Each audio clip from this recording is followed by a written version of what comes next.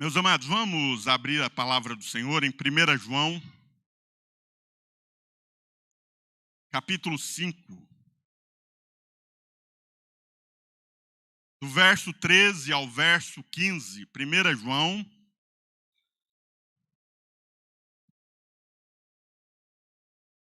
capítulo 5, do verso 13 ao verso 15.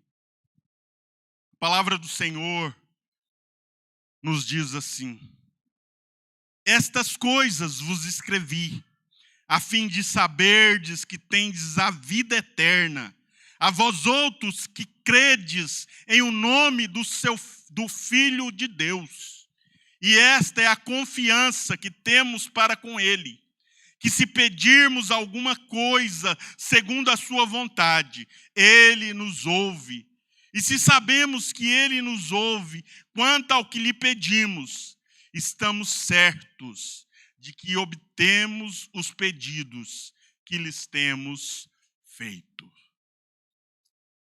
Meus amados, e o texto ele começa dizendo que estas coisas vos escrevi. E para a gente entender o que são estas coisas que o apóstolo João estava escrevendo antes, nós temos que dar uma olhadinha no contexto da carta, né?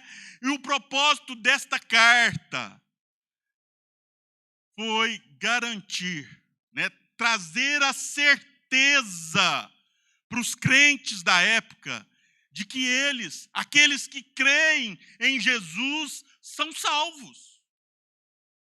Se a pessoa tem essa condição de crer que Cristo Jesus é o Filho de Deus, se a pessoa tem a condição de crer que Jesus é o Filho de Deus e que Ele veio, se encarnou, viveu entre nós, viveu a nossa vida, viveu como um de nós, mas com uma grande diferença: Ele não pecou, em nenhum momento foi achado iniquidade em Cristo Jesus.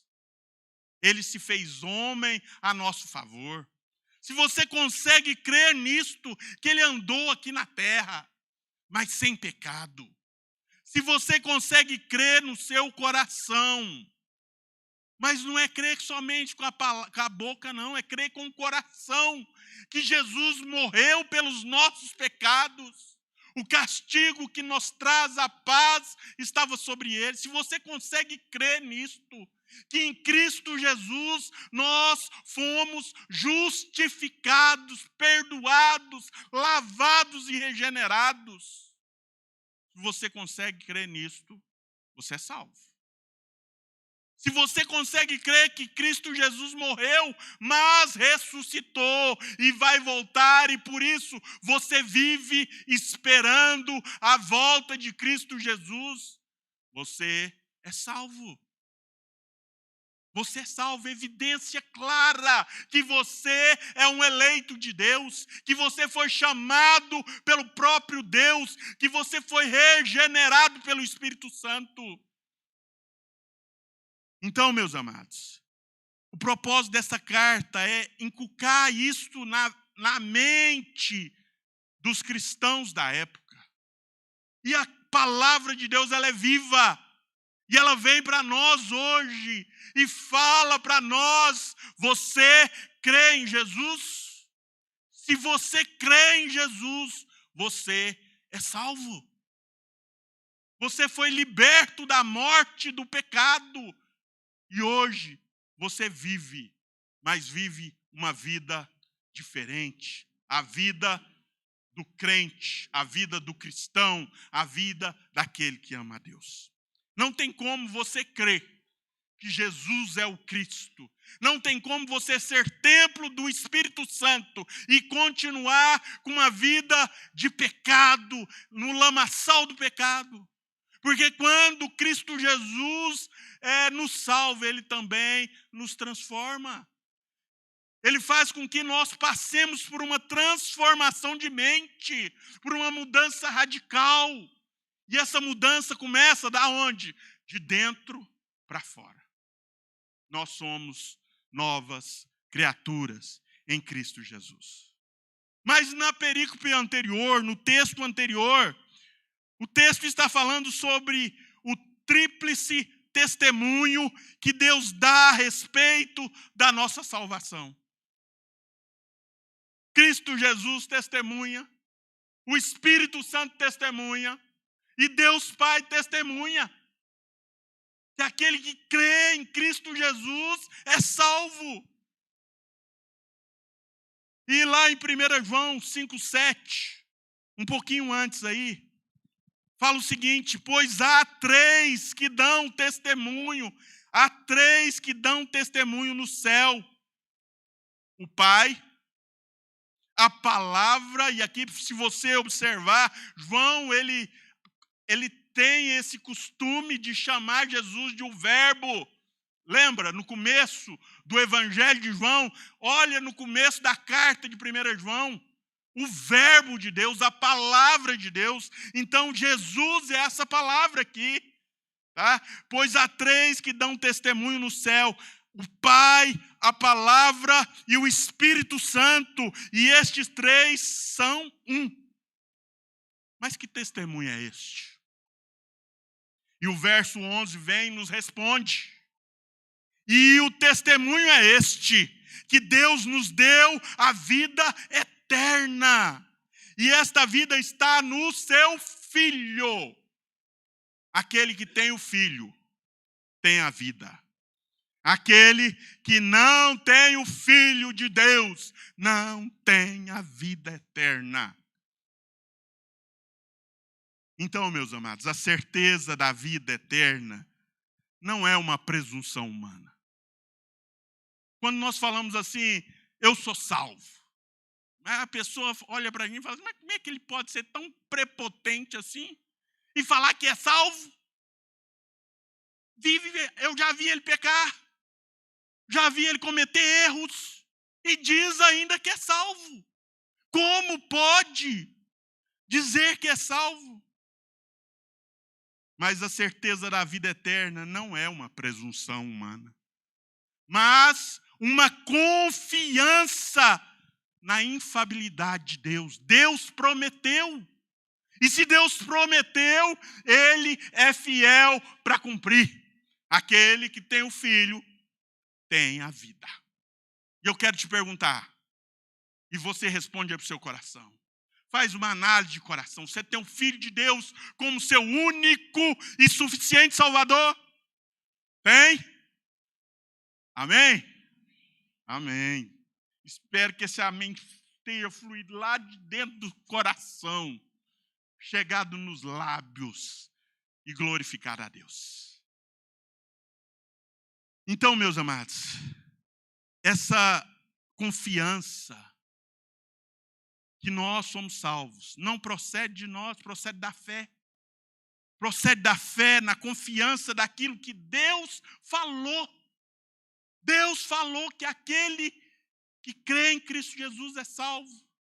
Então nós podemos falar com confiança diante dos homens: eu sou salvo.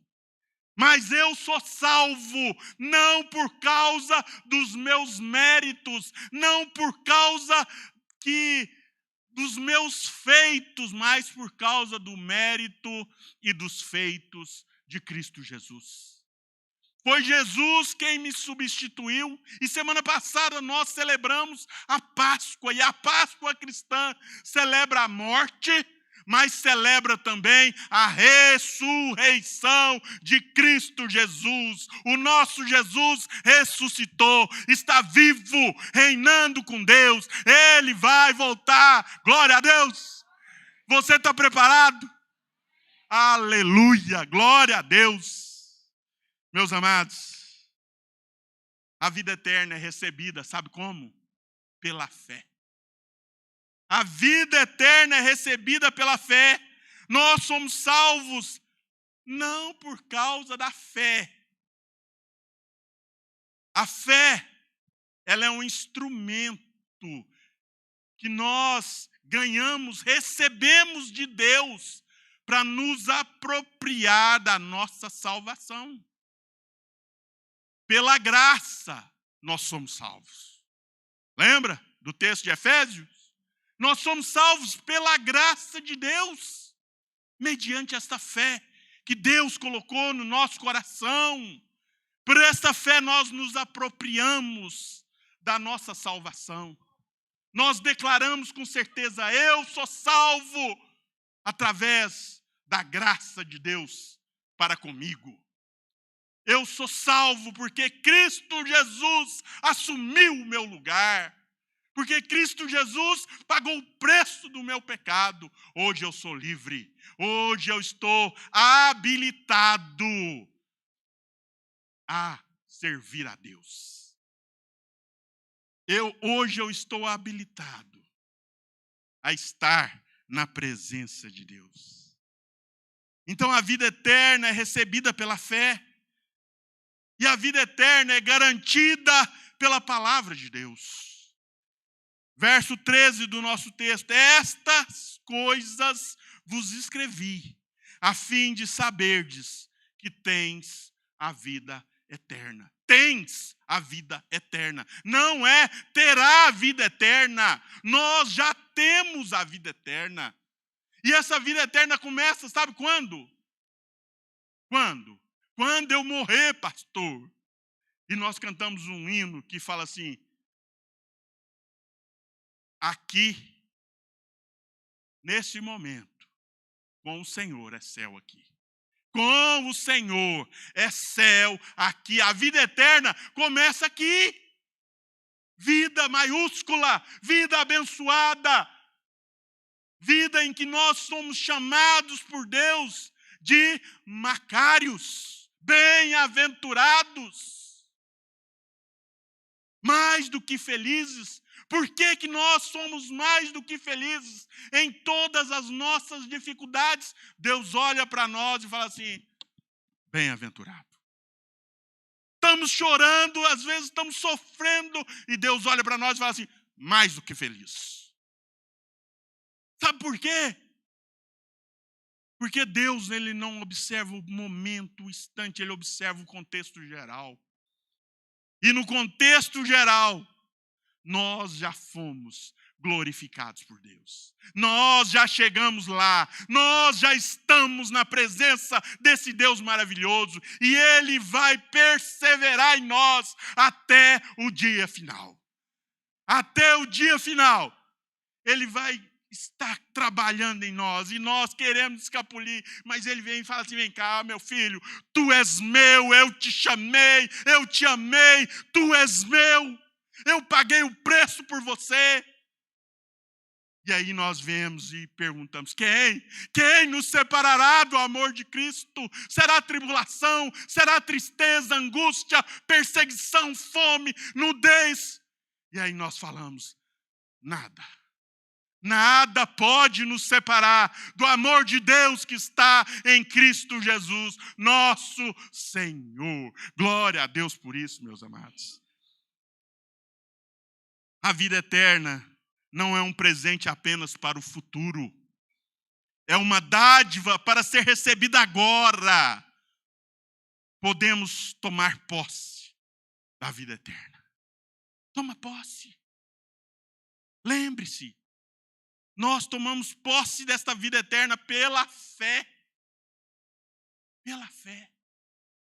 E quando tomamos posse dessa vida eterna, se esvai todo medo, se esvai toda tristeza, se esvai tudo aquilo que atrapalha o nosso caminhar diante de Deus, porque nós sabemos que o nosso Redentor vive e que Ele vai voltar e vai buscar a sua amada igreja, e que se eu partir antes dele voltar, melhor é estar com Cristo.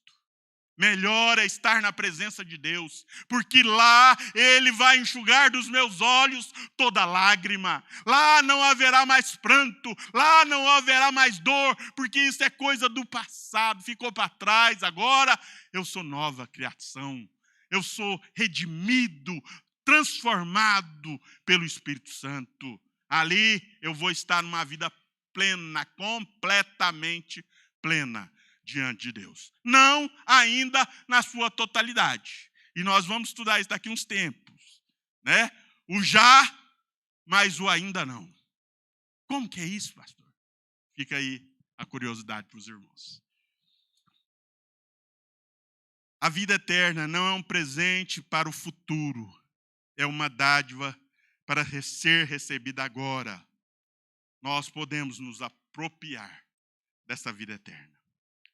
Pastor presbiteriano Lloyd Jones, ele foi capelão no Congresso dos Estados Unidos.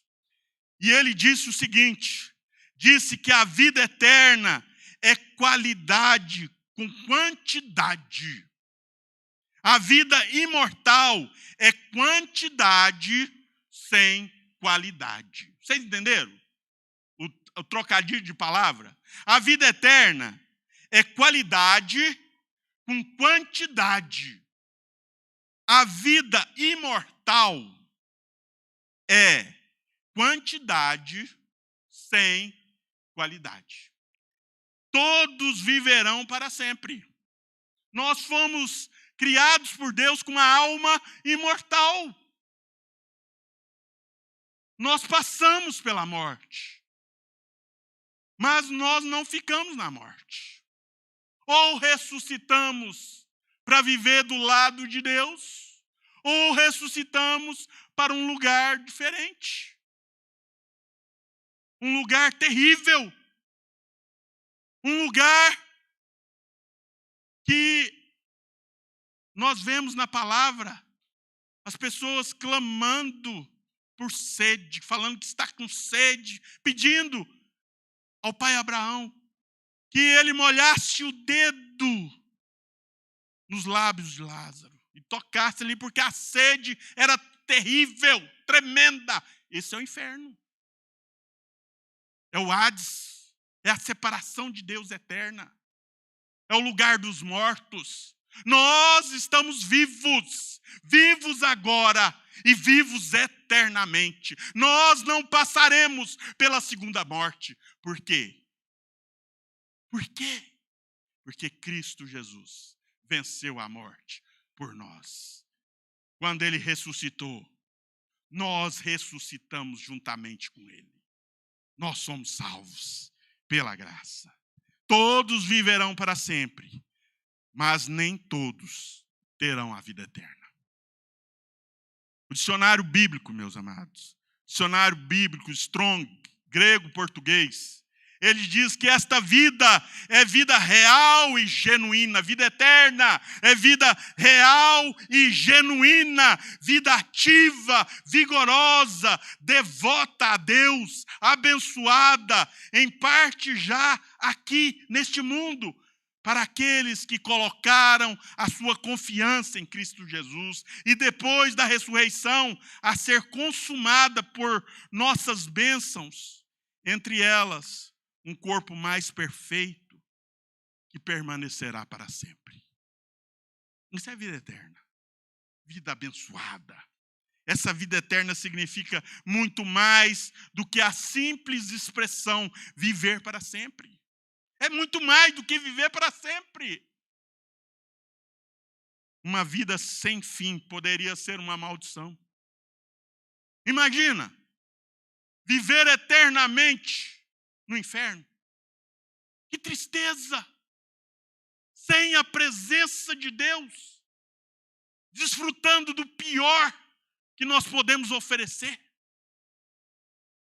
E o homem, meus amados, ele ainda é contido por Deus.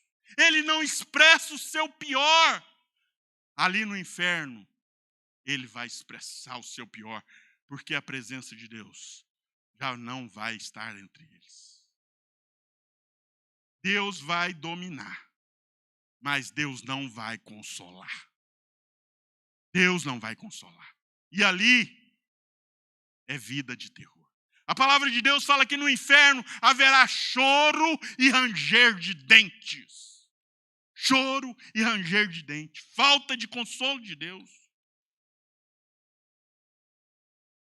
Meus amados, e a palavra de Deus vem e fala, e esta é a confiança que temos para com Ele.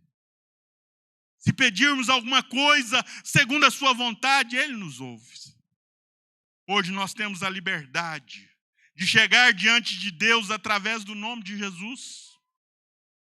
E lá em Hebreus 4:16 fala assim: assim sendo, aproximemo-nos do trono da graça com toda confiança, a fim de recebermos misericórdia e encontrarmos graça que nos ajude nos momentos de necessidade. Confiança. Entre na presença de Deus com confiança. A mesma confiança que temos em relação à nossa salvação precisa ser aplicada quanto à certeza de que o Senhor ouve e responde às nossas orações. O Senhor ouve a oração do seu povo. O Senhor ouve quando você está clamando, quando você está de joelho diante do Senhor. Ele ouve o seu clamor. Ele responde a sua oração. E eu quero trabalhar isso conosco hoje. Eu quero trabalhar o seguinte tema: o Senhor ouve e responde às nossas orações. No entanto, meus amados, existem algumas condições para que o Senhor ouça e responda às nossas orações. E o versículo nos mostra algumas condições. Esse texto que nós lemos nos mostra algumas condições para que nós sejamos atendidos por Deus, para que Deus ouça a nossa oração. 1 João 5,13. Estas coisas vos escrevi, a fim de saberdes que tendes a vida eterna. A vós, o que o texto fala aí? A vós que credes em o nome do Filho de Deus. Primeira condição. Primeira condição para nós sermos ouvidos por Deus, para nós sermos atendidos por Deus, é fé. A palavra do Senhor nos diz lá em Tiago, capítulo 1, verso 6, peça, porém, com fé, em nada duvidando, pois o que duvida é semelhante à onda do mar, impelida e agitada pelo vento. E o verso 7 vem e fala assim: não suponha, não ache que esse homem que não tem a fé verdadeira gravada no seu coração, não suponha que esse homem alcançará do Senhor alguma coisa. Homem de ânimo dobre, inconstante. E meus amados, quer aproximar de Deus? Precisa de crer que Ele exista. Muitas pessoas tentam aproximar de Deus, mas num gesto de superstição. Vai que dá certo.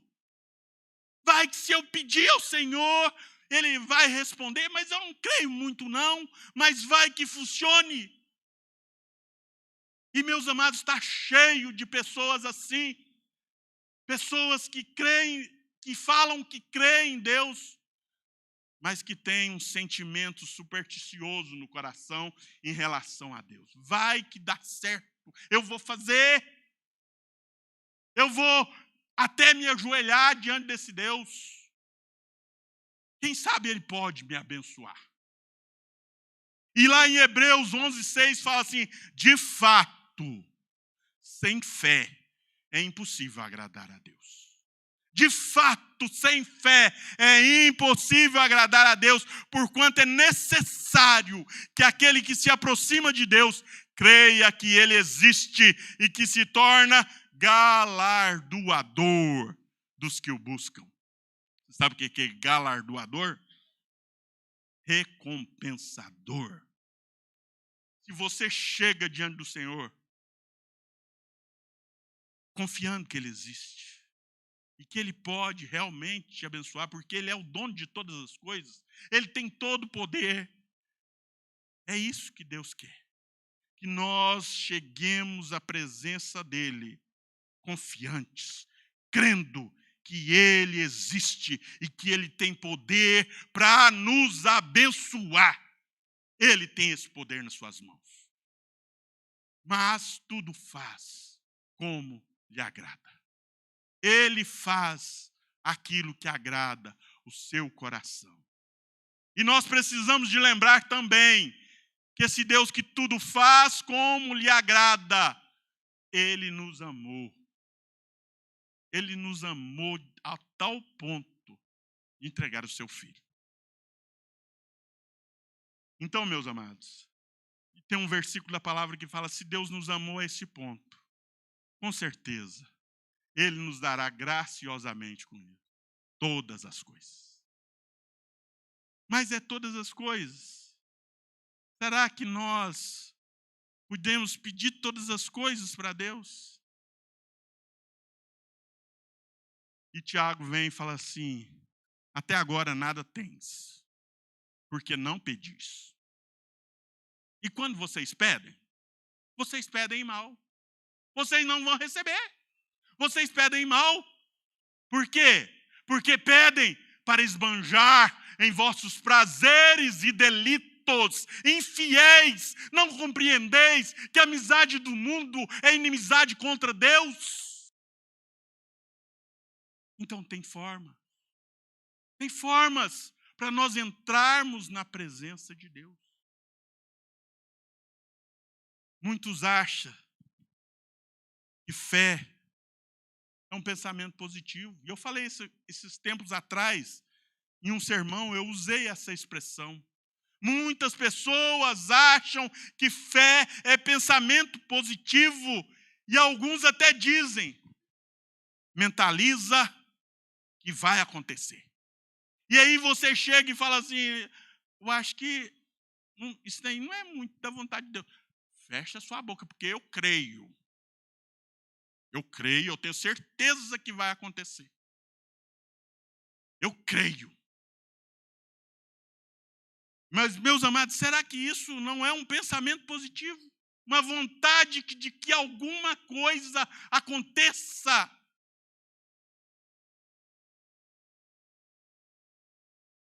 Não adianta, eu quero falar uma coisa para vocês. Não adianta fazer força para ter fé. Não adianta. Pelo contrário, aquele que não tem fé não quer ter fé. Ele não quer ter fé, não está nem aí. Ele não está nem aí para a fé. Mas por que não adianta fazer força para não ter fé? Porque a fé salvadora é um presente de Deus. É Deus quem coloca no coração das pessoas o desejo de servir, o desejo de adorar, o desejo de estar na presença de Deus. Não adianta fazer força para ter fé. Fé é um presente de Deus que vem através da iluminação do Espírito Santo sobre a mente do homem, o capacitando a entender, a crer. A crer no quê? A crer no quê? Toda a Escritura é inspirada por Deus. E hoje na escola dominical nós estávamos vendo isto com os novos. Toda a Escritura é inspirada por Deus, isto é fé. É crer que tudo que está registrado aqui é fato, é verídico, porque Deus testificou isso no nosso coração através do Espírito Santo. A fé verdadeira, ela vem como? Ela vem pelo ouvir. E ouvir o quê? A palavra de Deus. Então acha que você não tem fé? O que você tem que fazer? Não adianta fazer força. Né? Mas se você já tem o desejo de ter fé, o que você precisa de fazer? Você precisa de começar a estudar as Escrituras. E o próprio Jesus vem e fala assim: examinai as Escrituras, pois julgais ter nela vida eterna. Elas mesmas testificam de mim. Quer crescer em fé? Leia a palavra, estude a palavra, aprenda a palavra. Peça, fala para o Senhor: Senhor, aumenta a minha fé, trabalha no meu coração. O Senhor sabe o tanto que meu coração é duro. O Senhor sabe o tanto que o meu coração É difícil. O Senhor, mais do que eu, sabe disso. Mas eu te peço, quebranta, transforma, limpa. Faça em mim a tua vontade. Aqueles que foram justificados, salvos, vivem pela fé. O justo viverá pela fé. Então, meus amados, nós lemos no começo do culto Salmos 112, versículo, e eu quero extrair para nós versículo 7. Aquele que crê, aquele que confia, aquele que se colocou nas mãos do Senhor, não se atemoriza de más notícia. O seu coração é firme, confia no Senhor. Tá? 1 João 5,14 fala assim: e esta é a confiança que temos para com Ele. E a segunda coisa, meus amados, precisamos de nos aproximar de Deus com confiança. E confiança não é a mesma coisa do que fé. Confiança no grego é liberdade em falar. Confiança aberta e destemida. Coragem, segurança. É assim que nós precisamos de nos aproximar de Deus. E aí nós paramos e perguntamos: mas como eu, Senhor? Como eu, um pecador, posso me aproximar de um Deus tão santo, tão perfeito, grande em poder, criador de todas as coisas que existem? Como eu posso entrar com confiança, sem medo, seguro que o soberano Senhor vai ouvir a minha oração? Como? Nós podemos entrar na presença de Deus com confiança, com liberdade, por causa daquilo que nós nos tornamos em Cristo Jesus. O que você se tornou em Cristo Jesus? Você já parou para pensar nisso? O que você é hoje? O que você é em Cristo Jesus? E a palavra revela com clareza, meus amados, o que nós somos em Cristo Jesus. Quem nós somos em Cristo Jesus? Primeiro, salvos, redimidos, justificados, perdoados de todos os nossos pecados. Quem nós somos em Cristo Jesus? Amados por Deus, aceitos por Deus, filhos de Deus, raça eleita, povo de propriedade exclusiva de Deus, herdeiros de Deus e cordeiros com Cristo Jesus. Quem nós somos em Deus? Quem nós somos em Cristo Jesus? Selados pelo Espírito Santo, transformados pelo Espírito Santo, templos do Espírito Santo, novas criaturas, filhos da luz, vasos de bênção. Esse é você que crê em Cristo Jesus de todo o seu coração. E esta certeza do que nós somos em Cristo, meus irmãos, não pode ser uma certeza arrogante, presunçosa, pretensiosa, mas vem porque cremos no testemunho de Deus, que Deus dá a nosso respeito através da sua palavra.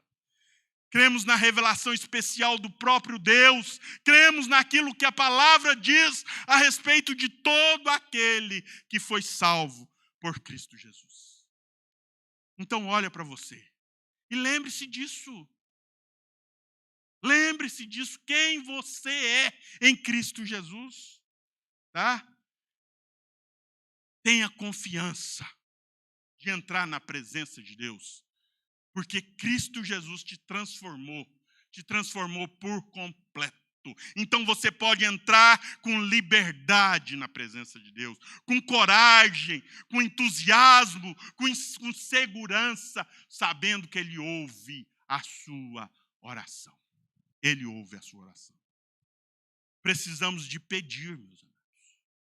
E esta é a confiança que temos para com Ele, que se pedirmos alguma coisa segundo a sua vontade, Ele nos ouve.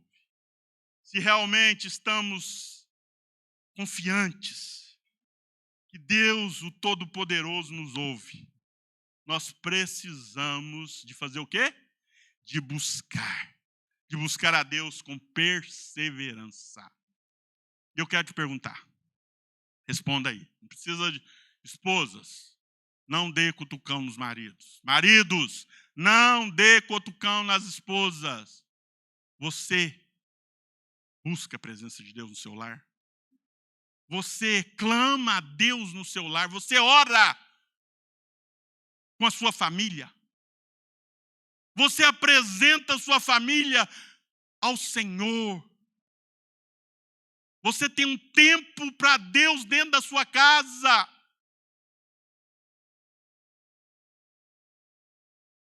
Aquele que confia pede, busca, entra na presença de Deus e apresenta a sua família.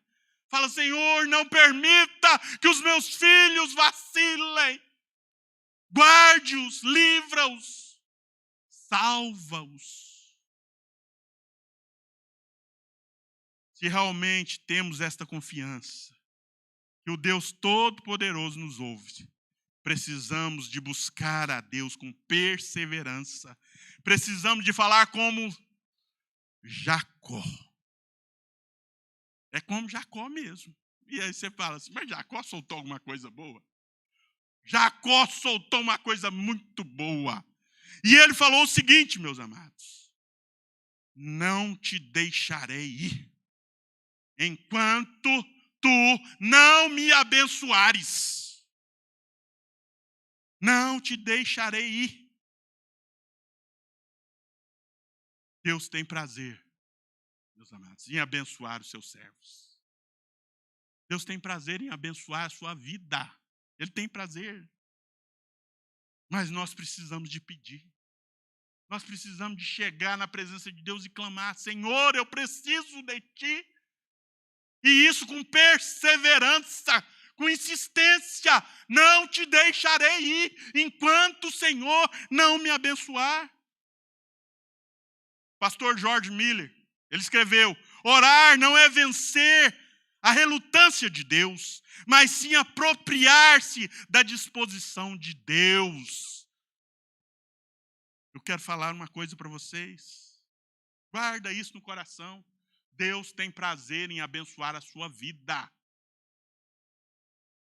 E a palavra do Senhor vem e fala assim, lá em Mateus 7:7, pedi e dar-se-vos-á.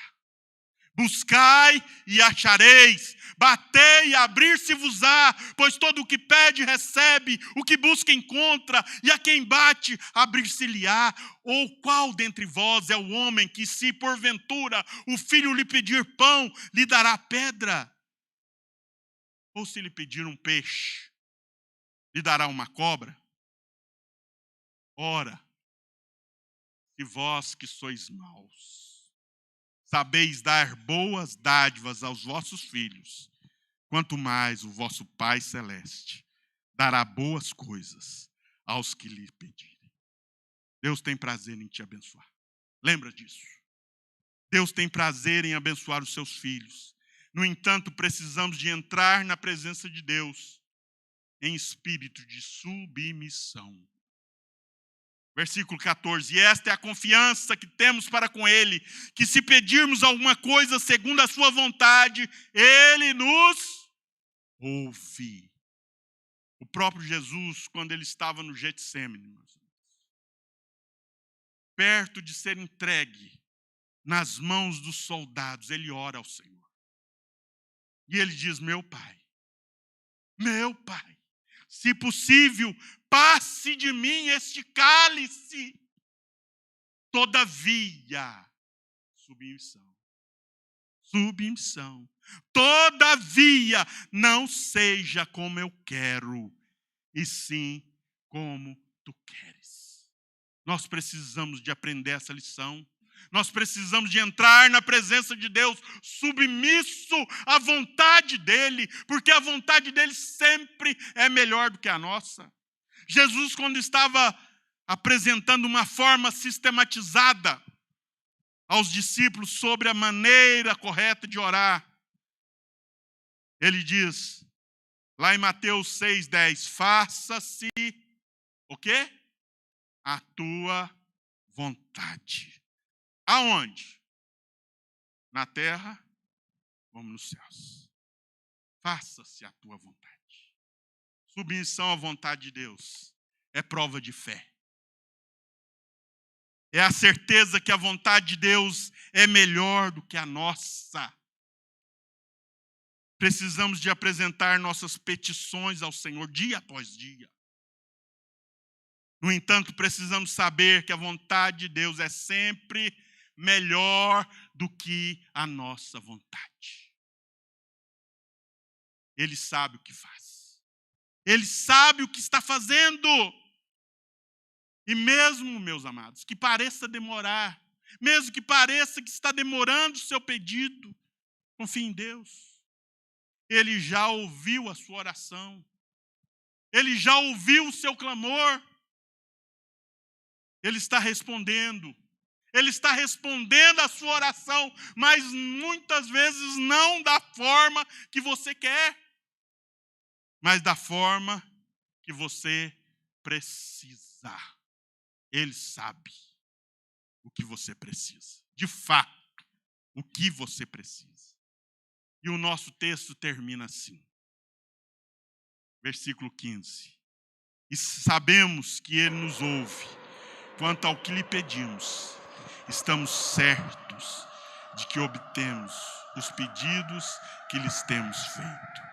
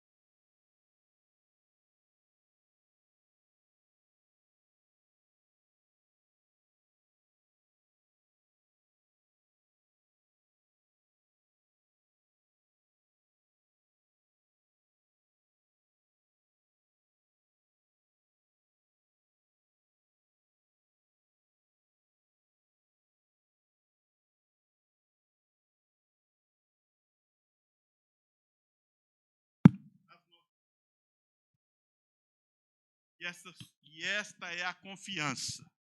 E esta é a confiança que temos para com Ele. Que se pedirmos alguma coisa, segundo a sua vontade, Ele nos ouve. Deus tem prazer em abençoar os seus filhos. Lembre-se disso. E nós precisamos de entrar na presença de Deus em submissão à vontade dEle. Porque a vontade dEle é sempre melhor do que a nossa. Que Deus nos abençoe. E que o Espírito Santo coloque essa certeza no nosso coração. Esse desejo de orar, esse desejo de estar na presença de Deus. Se você não tem esse costume, meus amigos, tire, aprenda. Orar no começo é difícil, porque é uma disciplina espiritual. Mas se você fizer um firme propósito, não com os homens, mas com Deus, Deus vai te ajudar a cumprir o seu propósito. E você vai começar a ver o fruto da sua oração. Ver Deus respondendo o seu clamor. Aí você não vai querer parar de orar mais. Você vai buscar a Deus com intensidade. Que Deus abençoe a sua vida. Amém?